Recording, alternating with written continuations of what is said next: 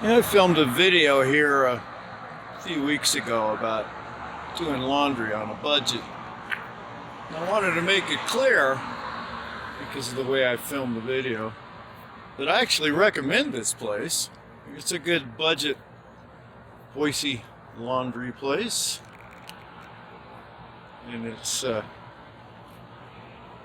made fun of the trash. See, there's more, different, if you look at the last video. But a business owner shouldn't have to clean up trash. I recommend this place in Boise.